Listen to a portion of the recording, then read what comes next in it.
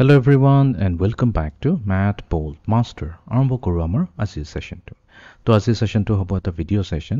আমি আৰম্ভ কৰিম ক্লাস 7 ৰ chapter number 2 fractions and decimal or lesson number 2 যোনটো হৈছে division of fractions। তো আমি অলৰেডি multiplication cover কৰিয়ে ৰাখিছো lesson number 1 ত। আজি এটা নতুন টপিক আৰম্ভ কৰিম যোনটো হৈছে division of fractions। তো let us begin. Let's think about what it means to take 8/3 and divide it by 1/3. So let me draw a number line here. তো ইয়াতে আমাৰ তো এটা প্ৰবলেম এটা দিছে। তো ফাৰ্স্ট কোৱেশ্চনটো হৈছে মানে ফাৰ্স্ট ফ্ৰেকশনটো হৈছে 8/3 আৰু এটুক আমি ডিভাইড কৰিব লাগিব আন এটা ফ্ৰেকশনৰে। এই ফ্ৰেকশনটো হৈছে আমাৰ 1/3।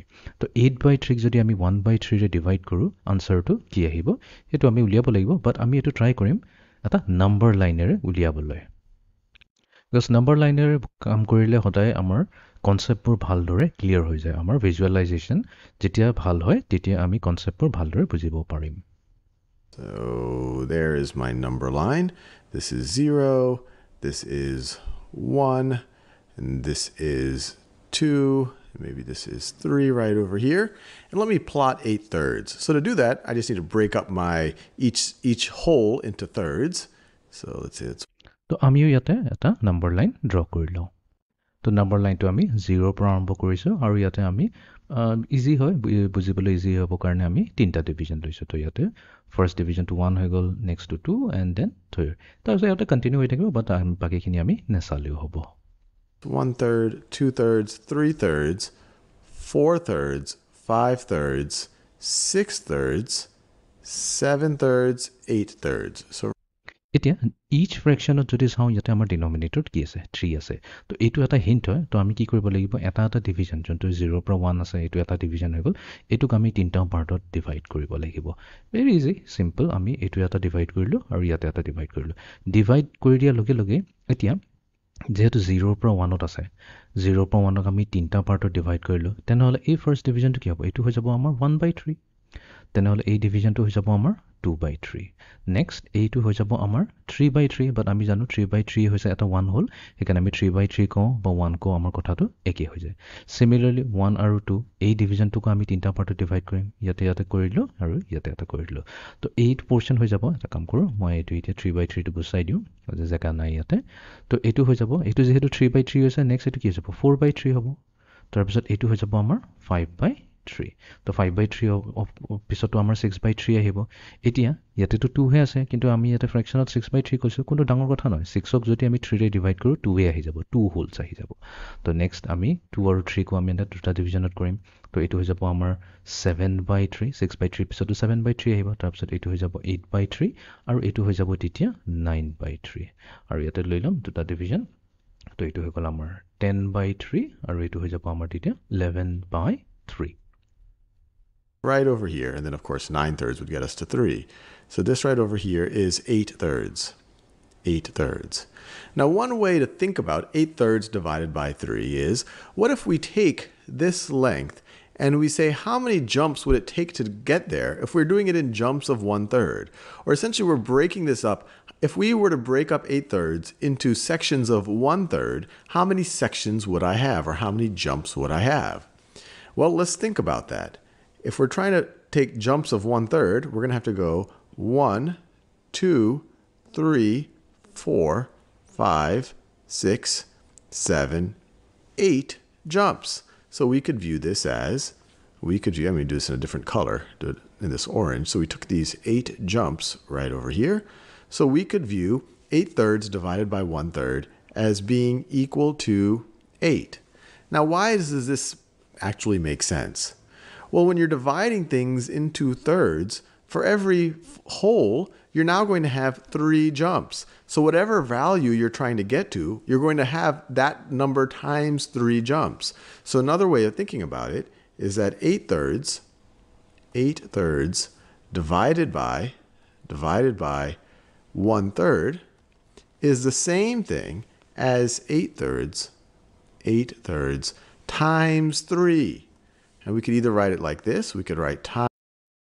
এতিয়া আমাৰ যোনটো পইণ্ট হৈছে মেইন হৈছে সেইটো হৈছে 8/3 তো আমি এইখিনিত আহিব লাগে বাট আমি কৈছোঁ যে 8/3 আমি ডিভাইড কৰিছোঁ 1/3 তাৰ মিনিংটো এইটো হৈ গ'ল যে 0 পৰা যদি আমি আৰম্ভ কৰোঁ তেনেহ'লে 8/3 পাবলৈ হ'লে আমি কেইটা জাম্প মাৰিব লাগিব তো ইয়াতে মাৰিলোঁ এটা জাম্প 1 2 3 4 5 6 7 8 তো টোটেল আমি কেইটা জাম্প মাৰিছোঁ 8টা জাম্প মাৰিছোঁ তো এইটোৱে হৈ যাব তাৰমানে 8/3 ডিভাইডেড বাই 1/3 হৈ গৈছে ইকুৱেলছ টু 8 এতিয়া নেক্সট কথাটো আমি সুধিব লাগিব যে 8 কেলৈ আহিছে ঠিক আছে আমিতো গম পালোঁ বোলে 0 পৰা 8/3 যাবলৈ কাৰণে আমি 8 জাম্পছ মাৰিলোঁ সেইকাৰণে 8 আহিছে বাট কেলৈ 8 আহিছে সেইটো এতিয়া নেক্সট কুৱেশ্যন হৈছে এতিয়া এইটো চবতকৈ চিম্পল এক্সপ্লেনেশ্যন এইটোৱে হয় এতিয়া আমি কি কৰিছোঁ 0 পৰা 1 যদি লওঁ এই 0 পৰা 1 এইটো এটা 1 হোল হৈ গ'ল এটা হোলক আমি কেইটাত ডিভাইড কৰিছোঁ 3টা পাৰ্টত ডিভাইড কৰিছোঁ চিমিলাৰলি আমি 1 পৰা 2 যদি চাওঁ এইটো আমাৰ নেক্সট হোল হৈ যায়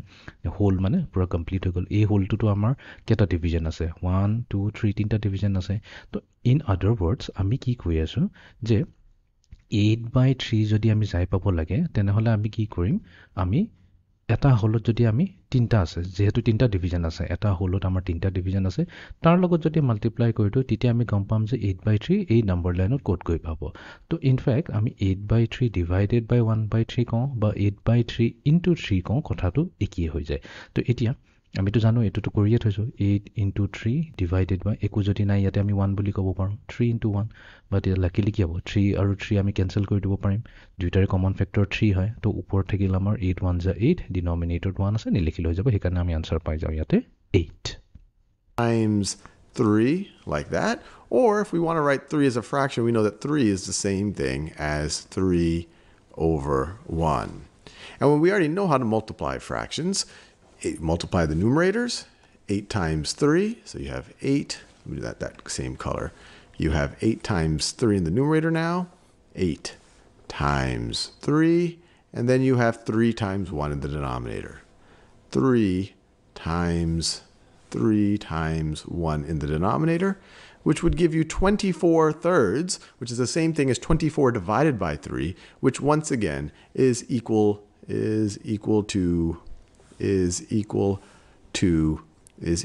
to 8. Now let's see if this still makes sense. Instead of dividing by 1/3, if we were to divide by 2/3. So let's think about what 8/3 divided by 2/3 is. তো আৰু ভালকৈ বুজিব চেষ্টা কৰিম যে এইবাৰ আমি কি ক'ম ছেম 8/3 ল'ম বাট এইবাৰ আমি ইয়াক ডিভাইড কৰিম 2/3 বা 2/3 আমি ডিভাইড কৰিম তো ইয়াৰ মিনিংটো কি হৈ যায় Divided by 2/3. Well, once again, this is like asking the question, if we wanted to break up this section from 0 to 8/3 into sections of 2/3 or jumps of 2/3, how many sections or how many jumps would I have to make? Well, তো এইটোৰ মিনিংটো এইটোৱে হৈ গ'ল তো আমি number লাইনত 0 আৰু 8/3 লৈ লৈছোঁ ঠিক আছে 0ৰ পৰা 8/3 যাবলৈ কাৰণে আমি জাম্প মাৰিম প্ৰথমতে আমি কিমান কৰিছিলোঁ 1/3 জাম্প মাৰিছিলোঁ সেইকাৰণে এটা জাম্প মাৰিছিলোঁ তো এইবাৰ আছে কিন্তু 2/3 তো 2/3 থকা মানে কি এইবাৰ আমি দুটা জাম্প মাৰিব লাগিব মিনিং আমি এইবাৰ ইয়াতে এনেকৈ এটা জাম্প মাৰিলোঁ 1 then second jump then third jump and then 4 jump তো তাৰমানে আমি টোটেল কেইটা জাম্প মাৰিব লাগিছে 0 পৰা 8/3 পাবলৈ কাৰণে 2/3 হ'ব লাগে ইচ জাম্পত আমাৰ থাকিব লাগিব 2/3 চ' 2/3 কৈ যদি থাকে আমাৰ টোটেল কেইটা হৈছে ইকুৱেলছ টু 4 জাম্পছ তো সেইটোকে আমি কওঁ যে 8/3 ডিভাইডেড বাই 2/3 হৈ যাব ইকুৱেলছ টু 4 এতিয়া আমি এইটো এনেকুৱাকৈ লিখিব পাৰোঁ 8/3 মাল্টিপ্লাই টু এতিয়া আমি কি কৰিম ডিভিজন চিম্বলটো মাল্টিপ্লিকেশ্যন চিম্বল কৰি দিলোঁ খালি এটাই চেঞ্জ হ'ব এই যোনটো নেক্সট আছে ডিভিজন চাইনৰ যোনটো আমাৰ ৰাইট ছাইডে আছে সেইটো আমি ৰেচিপ্ৰকেল ল'ব লাগিব ৰেচিপ্ৰকেল মানে কি নিউমাৰেটৰত আছে আমাৰ 2 বাট আমি কি কৰিম সেইটো ডিনমিনেটৰ বনাই দিম ডিনমিনেটৰত আছিলে 3 বাট এইটোক আমি বনাই দিম নিউমাৰেটৰ এতিয়া আমি কেলকুলেট কৰি লওঁ এতিয়াতো আমি জানো 3 1 যা 3 3 1 যা 3 এইটো কেঞ্চেল হৈ গ'ল 2 1 যা 2 2 4 যা 8 তেনেহ'লে আমাৰ নিউমাৰেটৰ থাকিলে 4 ইনটু 1 ডিনমিনেটৰ থাকিলে 1 ইনটু 1 এতিয়া যদি এইটো আমি চিম্প্লিফাই কৰোঁ আমাৰ আনচাৰ আহি যাব 4 বাট ভিজুৱেলি আমি এইটোৱে বুজিব বিচাৰিলোঁ যে 0ৰ পৰা যদি 8/3 আমি যাব লাগে 2/3 কৈ যদি আমি জাম্প মাৰোঁ তেনেহ'লে আমি টোটেল কেইটা জাম্প মাৰিব লাগিব 4টা জাম্প মাৰিব লাগিব তো এইটোকে কোৱা হয় 8/3 divided by 2/3 think about it. One jump, just in a different color.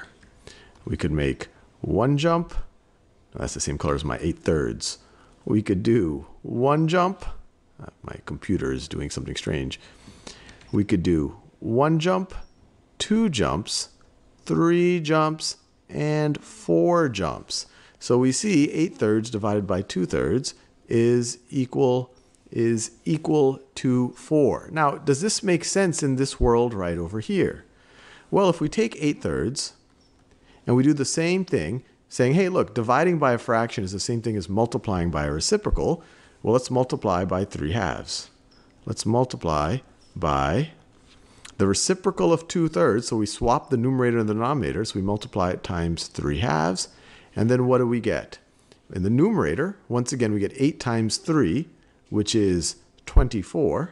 And in the denominator, we get 3 times 2, which is 6. So now we get 24 divided by 6 is equal to 4. Now, does it make sense that we got half the answer? If you think about the difference between what we did here and what we did here, these are almost the same, except here we really just didn't divide, or you could say you divided by 1, while here you divided by 2. এতিয়া ইয়াতে এইটো সোধা গৈছে যে ইয়াতে যোনটো প্ৰথম কুৱেশ্যনটো আছিলে কুৱেশ্যন নম্বৰ 1 আৰু কুৱেশ্যন নম্বৰ 2 তো কুৱেশ্যন নম্বৰ 2ত আমি পাইছিলোঁ 8 আনচাৰ তাৰমানে 8টা জাম্প মাৰিছোঁ আৰু কুৱেশ্যন নম্বৰ 2ত আমি 4টা পাইছোঁ বিকজ আমি 4টা জাম্প মাৰিছোঁ এইটো কি চেন্সেবল হৈছে জানো এইটো আনচাৰটো কিবা মিনিং আহিছে য়েছ আমি যদি এটা বস্তু চাওঁ আমি নিউমেৰিকেলি চাওঁ তো আমাৰ এইটো বস্তু চালে হ'ল এইটোৰ আৰু ইয়াতে একচুৱেলি এইটো হয় মই এইটো আকৌ এবাৰ ভালকৈ লিখিলোঁ আমি কি কৰিছিলোঁ ইয়াতে 8/3 ইনটু 3/2 ঠিক আছে তো আমাৰ এইটো আৰু এইটো এক্সাক্টলি সেম টু সেম খালি এটাই ডিফাৰেন্স আছে ইয়াতে আমি 1 ডিভাইড কৰিছোঁ আৰু ইয়াতে আমি 2 ডিভাইড কৰিছোঁ তাৰ মিনিংটো কি হ'ল আমাৰ অৰিজিনেলি 8ক যদি আমি 1 ডিভাইড কৰোঁ 8 আহে আৰু 8ক যদি 2 ডিভাইড কৰোঁ 4 আহে অৰ আমি এনেকাকৈ চাব পাৰোঁ যে অৰিজিনেলি যদি আমি 8টা জাম্প মাৰিছোঁ এইটো আমি এনেকাকৈ চাব পাৰোঁ ষ্টেপ আমি যে ষ্টেপ লওঁ যেনেকৈ আমি চিৰিত উঠোঁ চিৰিত বোলে এটা ষ্টেপ নলৈ পেলাই যদি আমি দুটা ষ্টেপ লওঁ এটা টাইমত যদি দুটা ষ্টেপ লওঁ তো অবভিয়াছলি আমাৰ কম ষ্টেপছে হ'ব 4টা ষ্টেপ হ'ল অৰিজিনেলি আমি কেইটা ল'ব লাগিছিলে 8টা ষ্টেপ ল'ব লাগিছিলে বাট আমি কি কৰিলোঁ এটা ষ্টেপ স্কিপ কৰি পেলাই ছেকেণ্ড ষ্টেপত দিলোঁ দেন থাৰ্ড স্কিপ কৰি পেলাই 4th দিলোঁ 5th স্কিপ কৰি পেলাই 6 নম্বৰটো দিলোঁ তো এনেকৈ স্কিপ কৰোঁতে আমাৰ কিমান হৈ গ'ল 4টা হৈ গ'ল Well, does that make sense? Well, sure, because here you jumped twice as far, so you had to take half the number of steps. And so in the first example, you saw why it makes sense to multiply by 3. When you divide by a fraction, for every whole, you're making 3 jumps. So that's why when you divide by this fraction, you multiply, or when you divide whatever's in the denominator, you multiply by it. And now when the numerator is greater than 1, every jump you're going twice as far as you did in this first one right over here. And so you would have to do half as many jumps. Hopefully that makes sense. It's easy to think about just mechanically how to divide fractions. Taking 8/3 divided by 1/3 is the same thing as 8/3 times 3/1. Or 8/3 divided by 2/3 is the same thing as 8/3 times 3/2. But hopefully this video gives you a little bit more of an intuition of why this is the case. So এইটোৱে idea হৈ গ'ল তো আমি originally কি কৰিছিলোঁ originally আমি এটা step আমি আগবাঢ়ি গৈছিলোঁ সেইকাৰণে আমি ইয়াতে ডিভাইড বাই 1 কৰিলোঁ যদি নেক্সট ষ্টেপ আমি এটা স্কিপ কৰি পেলাই দুটা ষ্টেপ ল'ম তো অবভিয়াছলি আমি কি কৰিলোঁ আমি এটা ষ্টেপ আমি কম কৰি ল'লোঁ সেইকাৰণে আমি এইটো ডিভাইড বাই 2 কৰিলোঁ এনিৱেজ আইডিয়াটো এইটো এনেকুৱাকৈ মনত ৰাখিলে হ'ল তো অৰিজিনেলি আমি কি কৰিম এটা নম্বৰ লাইনত প্ৰথমতে 1 2 3 এনেকুৱাকৈ নম্বৰ লাইন লৈ ল'ম 1 2 3 নম্বৰবোৰ দি দিম তাৰপিছত আমি কি কৰিম যোনটো ফাৰ্ষ্ট ফ্ৰেকশ্যনটো আছে 8/3 সেইটো আমি ইয়াতে উলিয়াবলৈ চেষ্টা কৰিম 8/3 তাৰপিছত নেক্সট আমি সুধিম যে আমি 0ৰ পৰা সেই 8/3 পাবলৈ কাৰণে জাম্প মাৰিব লাগিব তো যিহেতু প্ৰথমতে 1/3 আছে তো আমি কি কৰিম 1/3 ইচবোৰ হৈছে এইটো 1/3 তো 1/3 ষ্টেপ আমি জাম্প মাৰিলে কেইটা ষ্টেপ ল'লে আমি 8/3 পাম 8টা নেক্সট কেছত আমি 2/3 কেছত কি কৈছোঁ আমি 2/3 কৈ যদি জাম্প মাৰোঁ তেনেহ'লে আমি কেইটা ষ্টেপ ল'লে 8/3 আহি পাম 4টা তো এইটোৱে হৈ গ'ল আমাৰ ডিভিজন তো আজিৰ ছেশ্যনটো এইখিনিতে সমাপ্ত কৰিলোঁ see you in the next session thank U